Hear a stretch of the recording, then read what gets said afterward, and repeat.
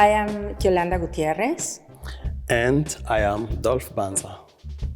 I am a choreographer and the artistic director of DECOLONYCITIES KIGALI-HAMBURG. I am a visual artist and I mainly use illustration as the core of my work.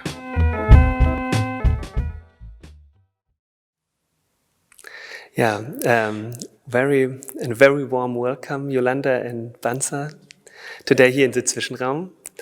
I'm really happy that we will talk about your project, your art project, DECOLONYCITIES KIGALI-HAMBURG.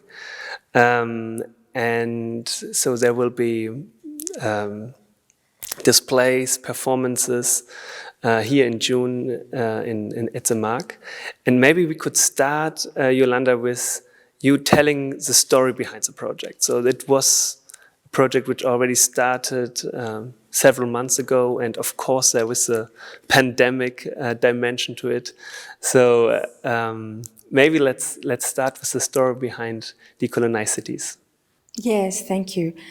Yes, well, this project started in my mind as a concept almost a year ago, and then as I was planning the project, I right away asked got in contact with the museum, and they were very pleased to open the doors to a project which had many different aspects. One of them is dance, the other is visual arts, and yes, so finally we came together through the funding I got, and then we started to work, let's say, intensively since the beginning of the year, and with Dolph Banza, which he encounters these really ancient objects from Rwanda.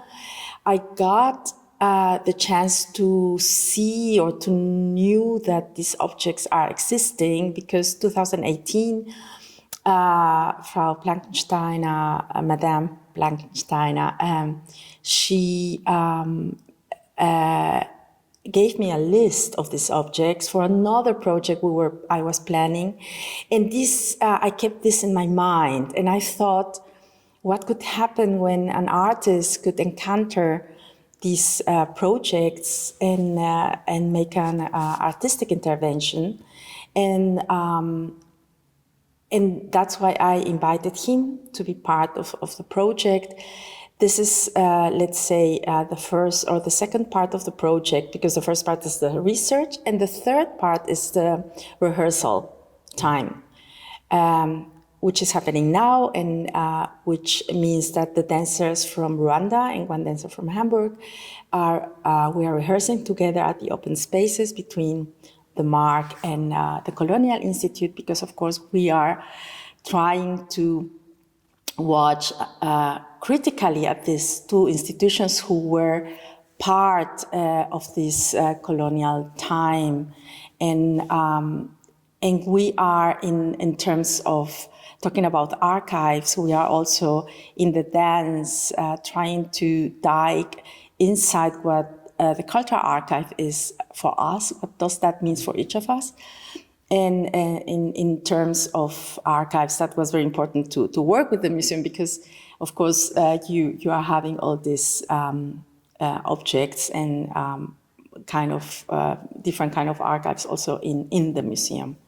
So yes, this is how the project was built, and the main focus is the decolonization of places, of institutions, of open spaces, of architecture, bodies and minds. Oh, well. Yeah, maybe Banza, Dolph Banza, your project, your kind of part of the project, already started before the others. You arrived also in Hamburg almost a week before the dancers, and engaged really here with with the curatorial team and also the Department of Conservation. And so this would be also my question. So you here at the Zwischenraum, there were all the objects you worked with were presented here, and you were working here with the objects directly and with the conservation department. What was your feeling in engaging with the museum staff from also different backgrounds here, right? So, I'm also, in addition, maybe that's kind of a little bit like a second question emerged into it. You produce these kind of drawings, these artworks, who have really kind of a futuristic aesthetic. So it almost looked like sometimes also architecture sketching.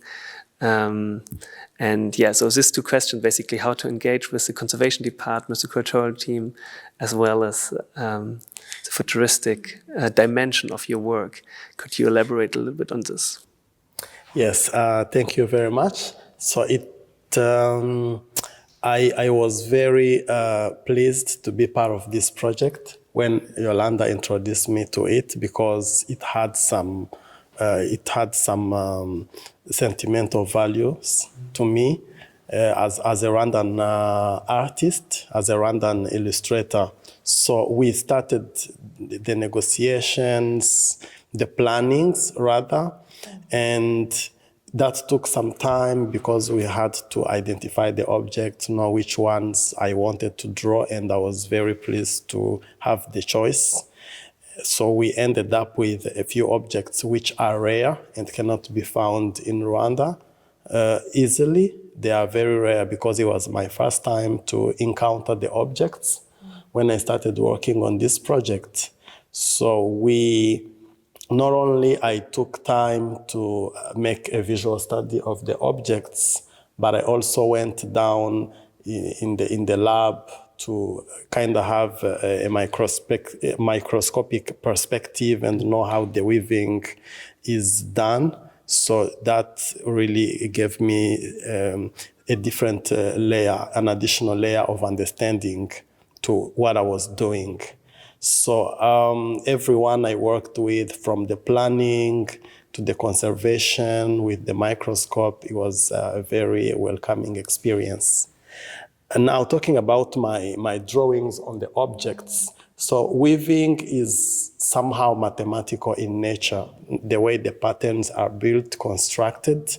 When you look at the object directly, you don't see all of that because you just see an object. But for someone like me, I see beneath, and then I see lines, I see curves, I see shapes, and me bringing them back to life with illustration is also being able to dissect and translate and put it on paper to kind of show that the futuristic aspect you have seen is in there. I just translated it and made it obvious, but it's already in there. So it was a fun experience. So this is going to be very important because we can recreate the objects. We can take the visual information we got and use it for different purposes: architecture, interior, graphic design, have a language, a visual language that we can call Rwandan. Yes. So, not only in your title, Decolonycities, decolonize objects, it's pretty clear that you're engaging with the process of decolonization, and also our institution, right, is in a process of repositioning, where also the maybe difficult, also hard questions are on the table, where you need a lot of persistence to change an institution, an old institution like this. And I would like to know from you, in a way, how art, how performance, how also this transcultural approaches, right? So, what role they play in the moment of a transforming institution, to transform an institution, right? So, is this a chance for the museum to engage with performances and with artwork and in the process of repositioning, we're really trying to really engage also in these new forms of collaborations, right? So it is, it's also very interesting and very important for us, and I would like to hear what your perspective is on it. Yes, 4 years ago, as I started with this project, I couldn't imagine that I will carry on, like, you know, continuing with this project, because all of them are talking about, or we're trying to, or I've tried to bring dance and performance into the open spaces, trying to decolonize the parts in Hamburg and in other cities in Germany. I have been in Stuttgart and also in other cities in Europe, like in Amsterdam, and how we can bring this colonial past into the present times. And sometimes we think, oh, this is really the past, we cannot change anything, but I think we can change the way we look at it.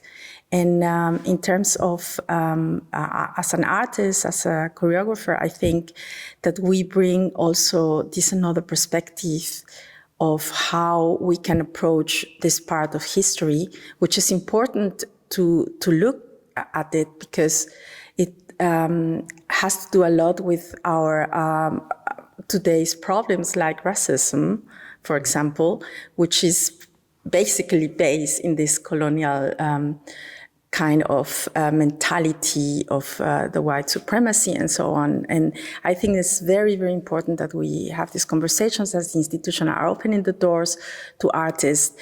Mainly, I think there are three aspects that make that possible. One, I think, is the aspect of time, to give time to this process.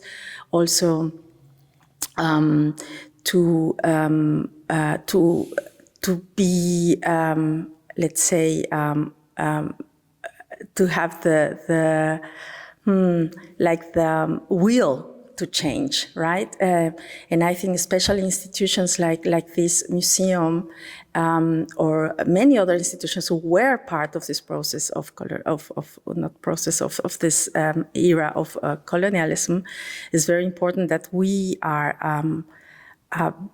taking part of this process of decolonization as an artist. Yes. So my perspective to this whole project is Yolanda came up with a way to tackle a very tough topic with art. So which is very interesting, because with art you can reflect on it, you can listen more, you can experience. So the whole performance and the drawing approach has, those two they have immersive aspect to it, and which kind of facilitate the learning and the listening, instead of an academic way which can sometimes impose strict narrative. So this is why this is very important. Art can transcend culture and even language barrier. So everyone is sensitive to art. So this is the best approach to such kind of topics. Thank you so much. And also, as I said before, your artworks, your drawings will be on display together with the historical objects here at the Zwischenraum for the next weeks. And so if you missed the performances, you still kind of get a little glimpse into the project, visiting the Zwischenraum. Banza, Yolanda, thank you so much. Thank you for listening, and thanks to the Kulturstiftung des Bundes, who's funding the MARKK in Motion project and this podcast. And yeah, so I'm really excited how the projects will be received, and thanks for coming. Thank you. Thank you. Bye.